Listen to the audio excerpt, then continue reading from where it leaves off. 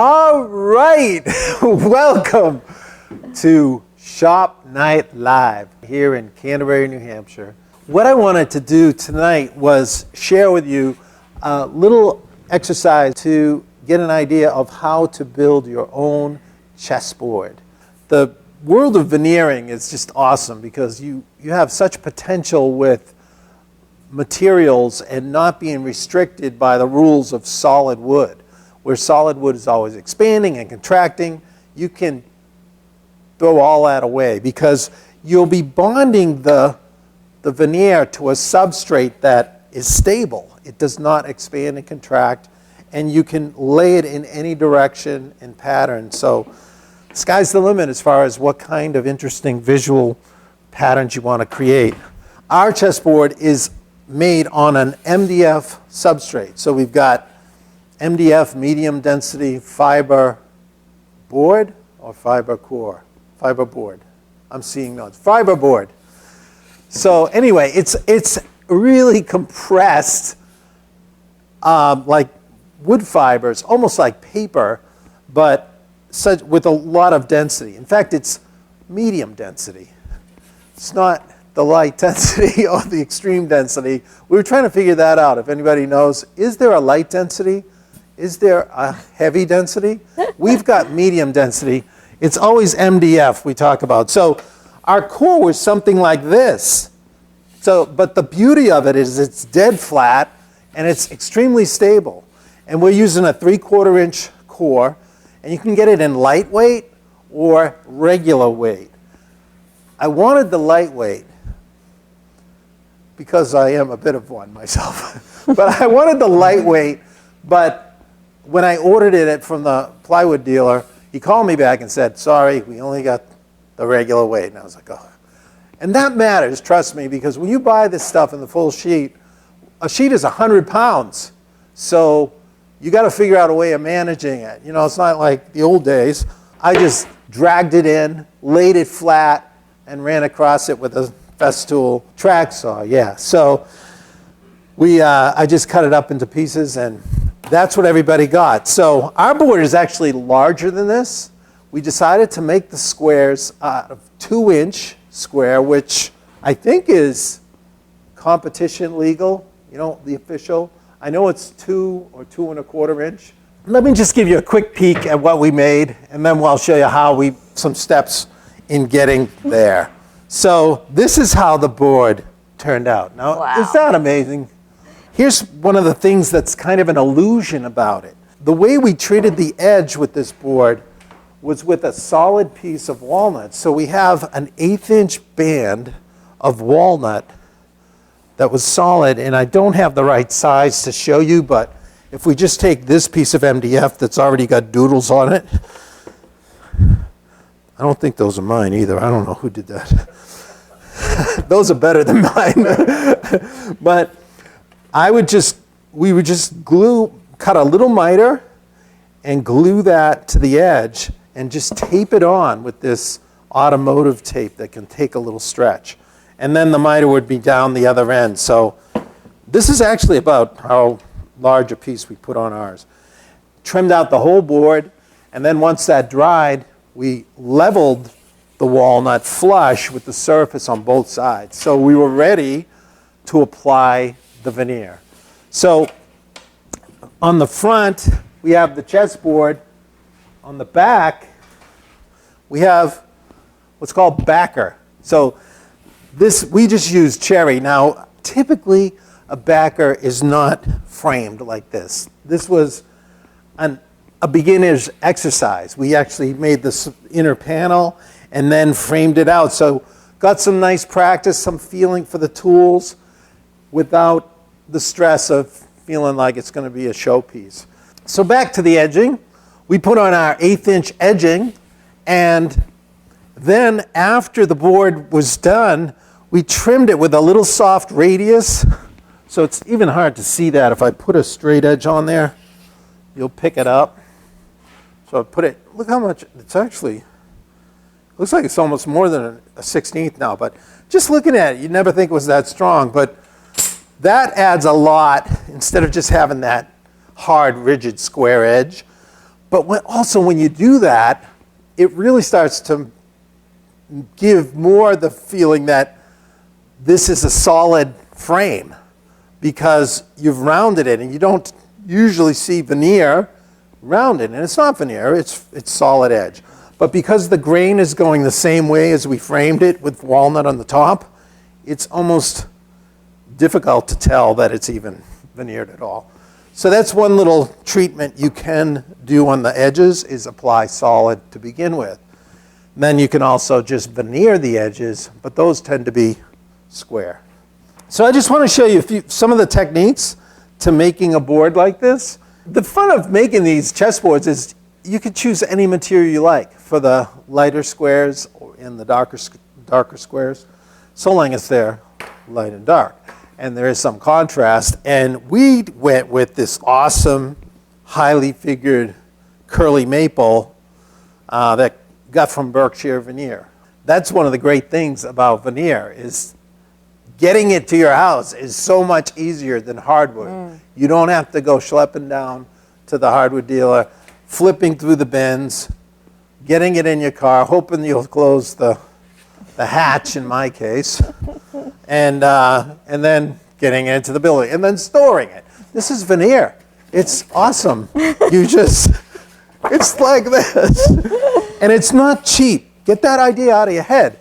That's an old idea. That's because people misused it and put it down and didn't think about what they were gluing it onto.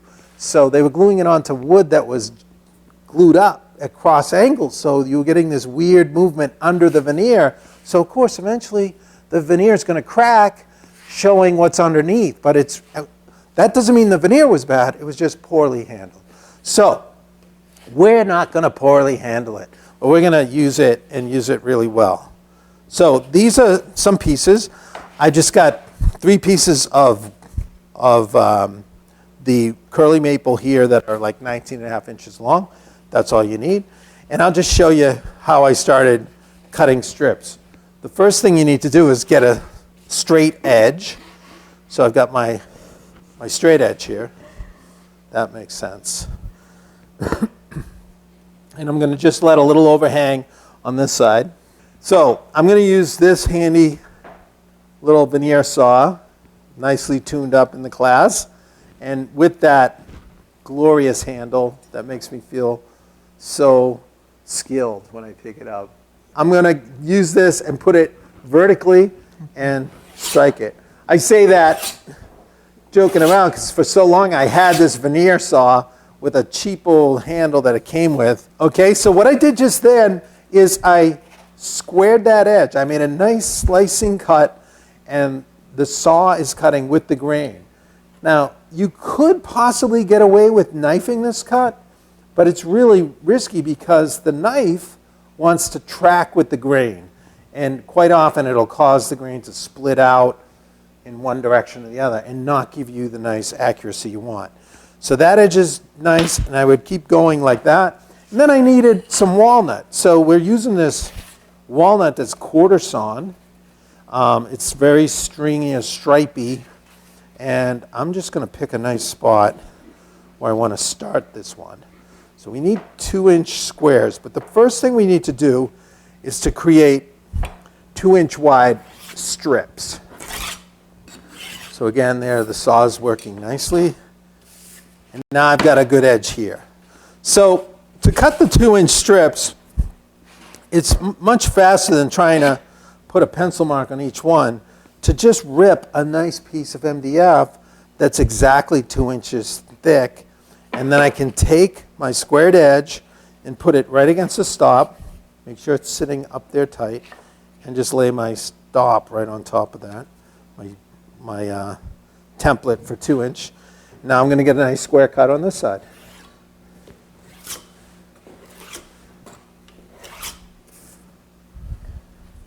There we go.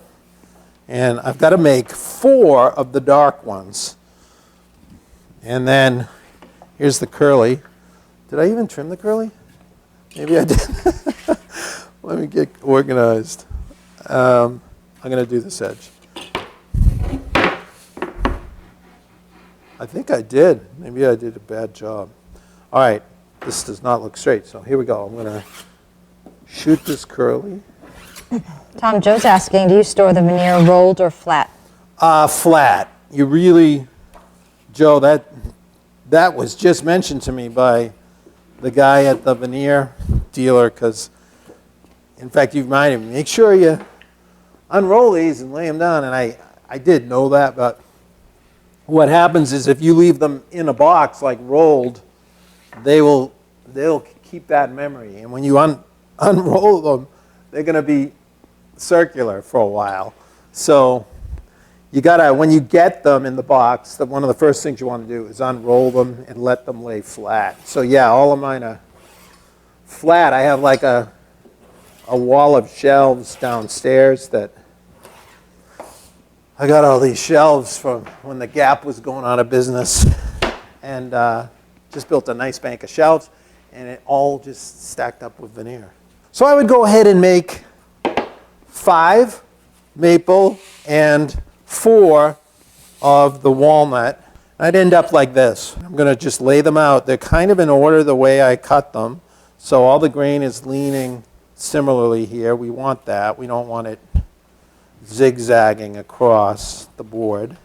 Okay, so I've got them in order. This is the way I'm going to tape them together. So I just come to the first one. I want to make sure it's good and tight. And I'm just going to use this masking tape that's thin. You could use regular veneer tape, but for small projects, there's no need to break out the super sticky veneer tape. This stuff is really thin. It's like the cheap 97-cent rolls you can get. But I do also use regular veneer tape. So then you're just going to bring these together and get these edges like that. I'm pulling a little bit across the joint, keeping them flat. It's nice, it's already coming together here. So I would actually put this tape closer together by about 3 or 4 inches. But for right now, I'm just trying to hurry it along so you get to see something here. So Tom, Carlos is asking, if you could prepare your own veneer from a nice wood you have access to, what thickness would you use? Oh yeah, that's a great thought too, because I have made my own veneers. You can make your own veneer, and the thickest I've gone up to is an 1/8 inch thick. Actually, almost 3/16, but I used it as parquetry. So it was like veneer, but it was veneered over a headboard. Actually, you could see the video. It's kind of a sick project. I didn't name it well. It's called the Barn Beam Bed Project, but it's a chestnut bed. It's woven out of this material at angles to each other, so it looks like it was diving, and so I shaped the panels. But I would say right around 1/8 of an inch. When you start getting much more than that, you start to risk that the movement of the wood will take over and will open up and crack. So once you get all your stripes together like this, you do need, I do this along the way. The tape would be a little closer together, and then I would also be backing each run. Did you say how long the wasting strips are? more tape. The strips are like 19.5. So if you think about it, the board is 8 by 8 square. I mean, it's 8 squares by 8 squares, and they're all 2 inch. So we need a 16 by 16 board. So I've got an extra square to deal with here, and then one of the white ones gets wasted. So anyway, yeah, I'm wasting a lot of tape here, Dean. Do you have any ideas of where someone could find a left-handed veneer saw? I'm having a hard time. I don't know. I heard someone said you special order them. Is that right? But it is. Oh, that's why you guys were laughing. Yeah, I thought it might have been him because he's not actually here. He's on here, but he's not in this room. All right, Peter. See, I said something nice about you. Yeah. Aren't I glad? All right, so look, we've got those stripes, and this is how it actually looks on the other side. So we're practically halfway there to a chessboard, right? But this isn't much good except for a flag. Look at that. You could make a flag out of veneer right there, right? All right, so now we want to square a corner, and for that I'm going to use my handy dandy square jig. And this, I'm very happy that I discovered this aspect. How accurate, and this is not a commercial. It's just I'm blown away when I use that Felder. The Felder K700 that I do have, I haven't exploited its potential, and because I do panels occasionally, but when I was preparing the panels for this class, I was blown away how dialed in accurate square that thing is. And so I took advantage of the squareness and made, every student was using a custom made square. So this is this is dead on. And then this is also a 45. We haven't really used a 45. But rather than getting a expensive like carpentry square or framing square that's really dialed in and right spot on, you can use your Felder. The only thing is I don't get all the way, so I use the bottom line to align it. I'm going to just make a little pencil line here. It's just not quite long enough to get all the way, so I'm just going to drop my straight edge in on that line. Let's just put it right on there. So you're opting to use masking tape instead of veneer tape just because of the expense, or you don't need it? You can use masking tape, will work fine. The veneer tape it's fine, but in a class, and it's just awfully difficult to remove. And if you have issues, you need to pull it off. You really can't. You're kind of stuck. No pun intended. So I like veneer tape because of the thinness of it, but this is something that Terry Moore exposed me to the virtues of masking tape. I never thought it was a good thing to use until I saw him use it on his class. And this, I mean, he's got furniture in museums, and I'm like, Terry, you can't use masking tape. But you sure can. I mean, it's super easy, and it's thin, so it does not make an impression on the wood, which would be a problem. All right, so I've squared that edge, and now I'm putting that squared edge right up against my fence again, and now I've got to get some 2-inch squares in this direction. So I'm going to make a little prime cut there, because as I come across, I'll get tear out if I don't do that first. And then I'll make a light stroke here. So now I'm going across the grain. Just a little more fighting. I'm going to stay right flat against that fence. And there I go, my first chessboard squares. I'm going to now just eyeball and trim this edge, because this is a veneer saw. On one side you get a really square flat cut. On the other side we have this angular long taper. That's the way it's sharpened. So the offcut has a little taper, so I want to re-square it by just doing a nice quick shot. Oh, I should do this. I'll just tune that up. Let me get a few of these cut. Now, these kind of chessboards make awesome gifts. Of course, if someone's a chess player in your family. But one of the questions I had was, is there a good source for, somebody know a good source for, like, I wouldn't say like the top of the line, but a really high grade chess set, you know, like the standard, the ones you'd have in a tournament. No flashy bells and whistles, but they're weighted and they're good quality, but they're not ostentatious, as my father would say. They're just nice, solid chess pieces. Because if you're going to make this, it'd be nice if you provided, I mean, you're going to be giving a work of art. Why don't you give a good quality set of chess pieces with it? So some of you, could someone chime in if you know what a good source is? You're going to go making these things. I think people would want, I want to know. So I have a couple questions coming here, hon. Okay, this is a good time. I'm in production here. I'm a little behind here, so let's see.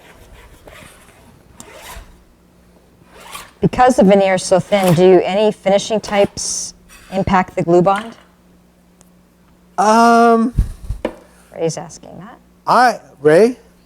Ray, I have not encountered that yet, but I mean, I've used lacquers and even conversion varnishes, which are pretty hot or tough finishes. And of course, I've used a lot of shellac, which is a milder type finish, but I've not experienced that. Someone else have a thought on that? Are they chatting? Yeah, well, I'm going through the questions. Oh, okay. They were asking about whether or not you just buy a new blade or whether you sharpen it, but you kind of already answered that. This? Oh, yeah. Yeah, you sharpen this. Is there a difference in blades between suppliers, Michael's asking? Between veneer saws? Uh-huh. Oh, yeah, there's different types of everything. We will put a link, if we haven't already, to we link to the 2 cherries or whatever version. Actually, the links that are on there, I You got forgot it? to change them, so I will fix that after. Oh, okay. They're old. So we've fault. got, it's okay. Thanks. We've They're helping Tommy out with left-handed options. Oh, awesome.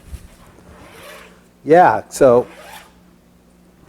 And they're suggesting to you that you turn a chess set piece. No, chess set. I'm not doing it. I've seen people do that. To me, that's like, no one would appreciate the value of that. If you made, I mean, you're going to what, make? It's 32 pieces. There's 32 little turned characters you're making. You're going to give that away? I mean, and then you got to carve the little angle cut on the bishop and the castle head. Oh, and the king's crown, on the queen's crown. So this might be a little bit late of a question to pose to you, but are you going to number the strips to keep them in order? No, I'm kind of stacking them over there. They're so uniform. I am keeping them organized like the same end to end. You want some, I want some uniformity to the angles of them, but I am just, I'm being orderly about the way I keep repeating myself, the way I'm working, not the way I'm talking, even though I might be. So I'm going to slide this under here. But you're distracting me now, so I'm going to make a mistake. I did just trim this one, yeah. I'm now getting questioned from the live studio audience. That's okay. They paid their ticket. No, I'm just kidding. I'm messing with you, Dave. So David's asking, is there any chance of the final squares not being at right angles since you're always cutting new edges? I'm eyeballing. Who said that? Who said that? I don't know. Do I want to tell you? Dave? David, yeah. Another Dave questioning me. Back-to-back Daves. My father was Dave. I'm getting deja vu right now. All right, no. Yeah, of course there is. There's a chance. But if you have an amazing eye for detail, no, there is a chance, but you'd be surprised. Going across here, it's pretty minuscule because I'm eyeballing here. I could re-square, but I'd have to be super off. I can see that is so uniform going right down there. Go ahead, show them that. That's like a 32nd of an inch plus a 1/28th all the way. A 1/128th. All right, I'm going to slice that. No, that's a good question, though, because you don't want your board to get, like, I think it could cause it to get a little bit parallelogram-ish, but you're only going 8 strips across. You know, you don't have that big of a deal to go here, so it's not a big problem. All right, so I'm going to just do one more, and I'll start putting them together so you can see the board emerge. We won't do the whole thing. I know you want me to, but I'm not going to go crazy. A little punchy. What? Yeah. It's fun. Fatigue. I would keep going till I have 8 of these, and now comes the fun time, moment of truth. I'll set aside my straight edge. All right, so I've got them in order. See, everything's still going the same way. And now I'm going to start taping them together. So all I have to do is start up in this corner, but I'm going to just stagger them, okay? So this one comes back. I can sort of see the seam, but it's not there. There it is. And you can actually pull it back to see it if you need to. Look at that camera work. I bet you got a really close-up shot of that. Right? It's working. All right, so look, I'm going to just put a straight edge against it to see if we can get them dead lined up. That's pretty close right there. And then you can eyeball. You should be able to see all the points pretty close all the way down. I've been kind of hurrying this, so if it's not perfect, it's not my fault. I got my ready-made excuse already. All right, so now I'm going to tape across right there. I'm pulling them together a bit. I can see that the points, that's another good thing about this cheap masking tape. You can see right through it. And I'm pulling it together a little bit. So let's see what happens here. You could say it's transparency is a value. Uh-oh. We're getting philosophical again. Oh, no, I wasn't being philosophical. Oh. I was just saying it's a benefit that you can see through it for 97 cents. We have talked about that before, though. Yes, we have. So I am wondering if there's anything behind that. Yeah, you're right to think I was going Transparency is a value. That is typical of me. All right. It's okay. I think so. I think men have heard that a few times in their lives. And that's true. We do benefit from being transparent. There's a lot of transparency in this room.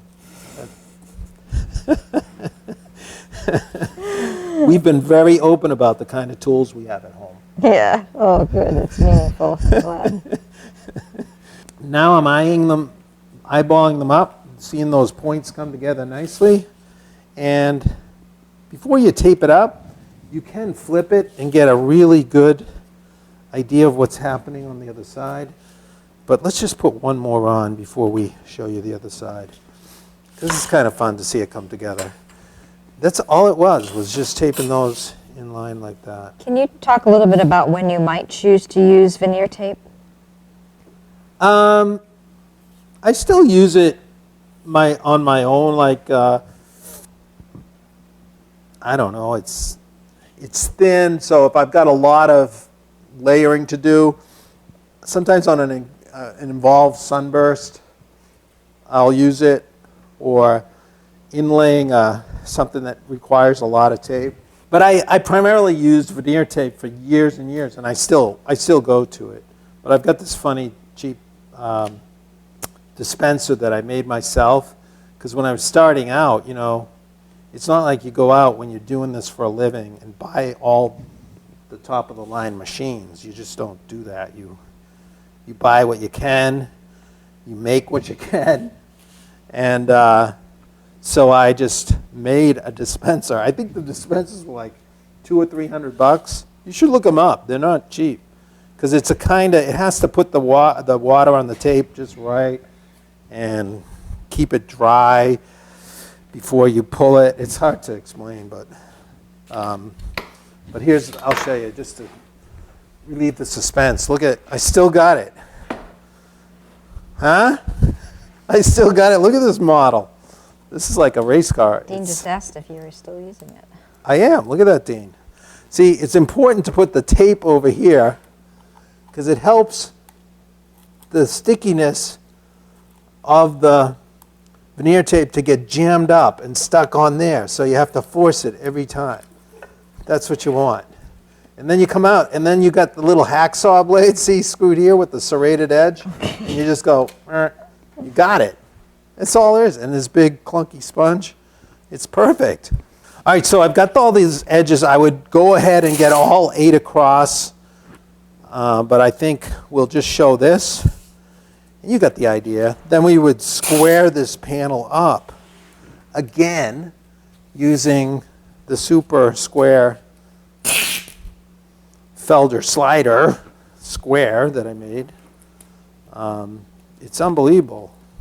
I mean, I squared these panels, and it was so accurate, like dead on the diagonals. You know, you measure the diagonal, and it's down to like less than the 64th accurate. All right, so I would keep going across with all my strips like that, and then you would flip it over, and you'd have that moment of truth where you'd see that beautiful pattern and look closely at your corners and feel so proud that they actually do appear to line up. Now that's the nice thing about the human eye. It does create agreement if there isn't a good point. But you look, it looks pretty sweet, huh? It's nice. I think I'm better when I'm not thinking about it that much. But this is the way it goes, and then you end up with these one little extra tab of the white. You could also do it, you could do the dark could be the 5 strips, and the white could be the 4, and you'd end up with those out here. So this whole panel would get trimmed square, and then what I end up doing is, after we square the panel, it will be right about 16 by 16. And then for this board, we added a nice border. And we threw in, for the border, as I showed you earlier, we used this walnut stock that was the same kind of quarter sawn walnut. So we were able to slice it, took out portions of it. The border pieces we made were 3 1/4 wide. And so you needed 4 of these. And then to juice it up a little, so rather than just put the border like this, right up against the walnut, we wanted to add a little emphasis of where the frame and the border begins, a highlight, so an inlaid line. Now you could put a holly line, that's nice because it's a real pop of a white, or as I prefer, I like using the ebony type lines. You can pre-buy lines from Dover Inlay, and they've supplied them for a while, but I haven't bought off them for a little while. I almost got them before this class. We made our own. So we used Macassar ebony, and look at this stuff. It's black, but unlike the jet black ebony called Gaboon ebony, the Macassar has a stripy pattern. So what I do is I'll pick some that's darker. This is not the darkest piece, but it is a good example. And make my own lines by making, of course, a homemade jig and dispenser. So we've got this is my jig for the 3/32 stringing. And what it is just a piece of MDF laid on top of a piece of Baltic ply, and I've got a little overhang here.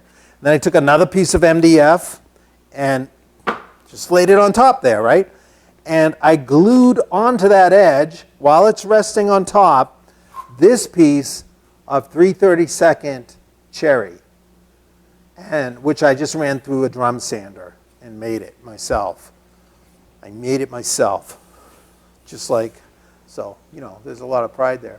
So just because when you glue that on and it's resting on the Baltic substrate, when you slip a piece of veneer under here, now I've lifted this whole weight of this MDF up, so there's like a space of veneer there. So that gives a good kind of pinch and hold on that veneer. And it also indexes it off the fence. So I'm set up to cut my own 3/32 line, just like this. So I did square that edge first. Yes, I did. I feel like somebody was thinking that. Then we'll slice right down the line. We get it comes off, and there you have it. Look at that. A ready-made ebony line of our own. So this is also veneer thickness, so it made it pretty easy to, let me set this aside for a second.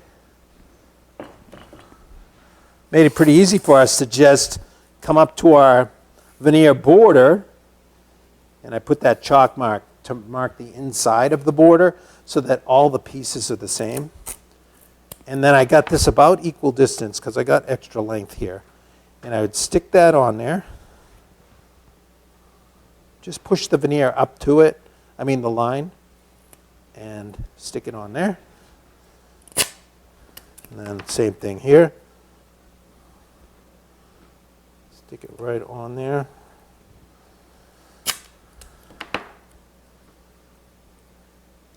Now, you would just tape on the little line like that, and then flip it over, and with your scalpel, so you're like a surgeon here for a minute, you're going to just trim this paper off.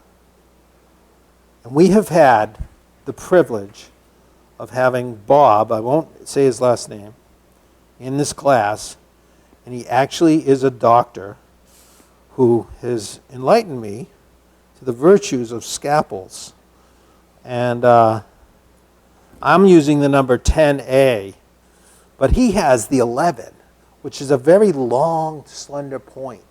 And he especially likes it because he can not only slice veneer, but it's really good for relieving and abscesses to slice in and drain abscesses. Oh, good. So we had a nice chat about that. That was awesome. All right, so we would do this, and then we would take our other three that are already prepared. So see that? They're all the same. See how that chalk is? And that would get taped on to our border. Okay, so after we squared this up, we'd be popping this one on here. Let's flip it over so you don't see the tape. We're looking at the underside anyway. And then this one, we'd be cutting our miter on the corner. And that's how simple it is. Look at that. And then this one is going to go down here to create our full chessboard. But the opportunities to just buy small patches of exotic wood that's really hard to buy in the board form is available to you in the chessboard form. So you could use incredible, like rosewoods of types for your squares instead, or mahoganies, or wenge. I've done chessboards like that. I haven't made a lot of them. I love the potential. That's the main thing. So let's get back. Let's just look at our board one more time. That's just so satisfying. So I'm just going to splash a little denatured alcohol. I'm going to put it on a rag. And this simulates what it's going to look like when a finish gets on there. So let's see what happens. I'm probably going to finish mine with a tung oil. You probably guessed it. Something like Waterlocks. Oh, look at that. That chatoyance is coming on. But I like how the little bit of amber you get with the Waterlocks that's in the finish. Let me try to get a little more on there. It's going to warm up the walnut. Walnut's considered to have like a cold kind of hue to it because it's got that purplish look. And when it gets the amber, which it does naturally get as well over time with the patina of walnut. Walnut gets lighter and mellows with a golden tone, but look at that. And this will really light, it will give you that full-blown cat's eye action there as time goes on. So this would be a dynamic board, and look at that. You guys are getting excited already. So they're all looking really good around here. Yeah, they have some outstanding boards.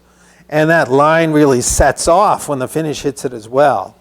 Before I forget, if you enjoy this content, could you subscribe and share and like and ring the bell? Are there any other questions? Carlos asking, how do you fix gaps between squares? Carlos, there are no gaps. No.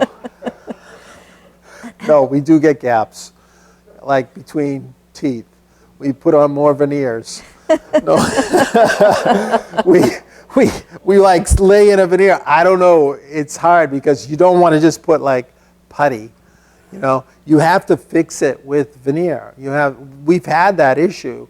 It's very common while you're working with veneer to have something pop off, or you break something while you're going. The beauty of it is it's so easy to usually tape it back in place.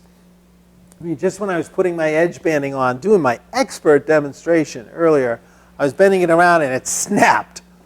And all I did was tape it back together. And I've got some glue in there, and I had that go back together. So you really got to have the wood to wood. That's why we have an extra strip, like with the squares. If something does go wrong, you got an extra while you're cutting, because you really don't, this field, you don't want gaps. And it doesn't take much practice to feel pretty confident. You've got good straight edges, sharp tools, and a good technique, and you can cut consistently accurate parallel straight lines to get things to come together. How does the top walnut veneer join the walnut edge? The top walnut veneer, this whole thing, I didn't even mention that. Once you end up with this entire sheet, this whole sheet will be taped up, complete with bordered frame, mitered. We roll glue on the entire surface of the MDF that's been pre-edged. And the glue gets rolled on, and it gets rolled on the back, and then we slipped it into a veneer press. We put the board first between two cauls, two thicknesses of 2/4 inch thickness, and then I was using the old, this is the first class we've ever used. Everyone's had a manual bag, which has been really kind of fun, because these bags don't require the electric pump, which with bag can cost you $1,000 easily. The bags cost a lot, the larger ones. But you can get this kit from Roar Rocket, and we'll put a link to that. But this Roar Rocket is an unbelievable kit. For $70, not even $70, you get this bag, which can do this chessboard with a manual pump, and it's unbelievable how well it holds the vacuum. So everybody has a bag now, and they're going home with the potential to just go crazy and make all these crazy gifts for their relatives. But that's how we do it. We glue it down, so when it gets glued down so well on the edge there, that's why when you sand it, the glue joint is invisible, and it appears that you have a solid rolled over edge. And that this whole frame, it fools your eye into thinking it's all solid. But it's not. It's just veneered out to that edge. How do you keep the veneer pattern centered while gluing? Do you tape it to the substrate? Oh, excellent question, Roseanne. We flipped it upside down like this on the veneer. Now, we had excess hanging out. We cut it extra. So when we put the substrate face down to align it to start, we could match up the miters exactly to the corners. And then we trimmed it flat exactly to the same size and marked, like with chalk, that referenced that size. So that top panel was cut exactly to the size. So when we came to roll the glue on, all we had to do was slide it in the same position, and we put a couple pieces of masking tape at each corner, and that keeps it from slipping, because it is a little greasy when the glue is first on there. But once you get the glue on, you get your cauls on, it goes into this press, and none of them moved a bit. And the veneer actually slightly grew here, and we knew we were going to make a molded edge, so we didn't care that we were cutting it right to the edge, but it was perfect anyway. I don't have any other questions at this All right, point. wow. Thank you once again for being a part of our Shop Night Live, and we won't be back until next Thursday night. We will be back at the same Bat channel, same epic channel, and I look forward to seeing you then. Thanks for being here on Shop Night Live. Good night, everybody.